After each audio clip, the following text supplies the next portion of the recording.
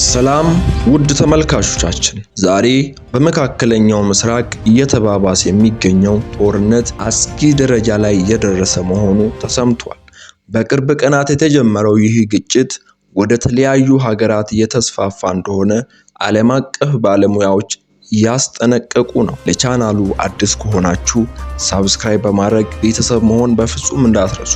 በዚህ ቪዲዮ ጦርነቱ እንዴት ተጀመረ፣ አሁን ያለውን ሁኔታ፣ በጎረቤት ሀገራት ላይ የሚያመጣውን ተጽዕኖ አብረን የምንመለከት ይሆናል።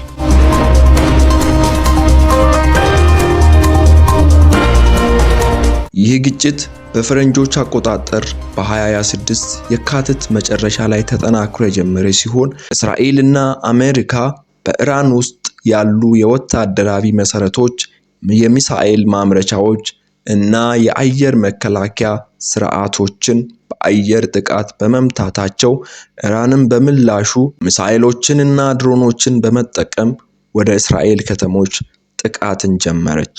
በዚህም ኢራንን ክፉኛ የጎዷት ሲሆን የሃይማኖት መሪያቸውንም በዚህ ሰሞን አጥተዋል። አሁን ጦርነቱ ወደ ሁለተኛ ሳምንት ገብቶ የቀጠለ ሲሆን በእስራኤልና በኢራን መካከል የሚሳኤልና የአየር ጥቃቶች በተከታታይ እየተፈጸሙ ይገኛሉ። በኢራን ውስጥ ብዙ የወታደራዊ መሰረቶች ተመተዋል። ኢራን ወደ እስራኤል በየቀኑ ሚሳኤሎችን እየላከች ነው። በእስራኤል ውስጥ አስቸኳይ አዋጅም ታውጇል። ከዚህም በተጨማሪ ጦርነቱ ወደ ተለያዩ አገሮችም ሊስፋፋ ይችላል ተብሎ ይፈራል። በተለይ በሊባኖስ ያለው የሄዝቦላህ ቡድን በእስራኤል ላይ ጥቃት መጀመሩ ሁኔታውን አስፈሪ አድርጎታል። በዚህም ጦርነት የሰዎች ጉዳት ከቀን ወደ ቀን እየጨመረ ሲሆን አንዳንድ ሪፖርቶች እንደሚያሳዩት ከሆነ በኢራን ከ1200 ሰዎች በላይ እንደሞቱ፣ ከ12000 በላይ ህዝቦች ደግሞ እንደቆሰሉ ነው። በእስራኤልም ብዙ ሰው ተጎድተዋል። እንዲሁም በሊባኖስ ብዙ ሰዎች ቤታቸውን ለቀው ተሰደው እንዳሉ ዘገባዎች እየገለጹ ይገኛሉ።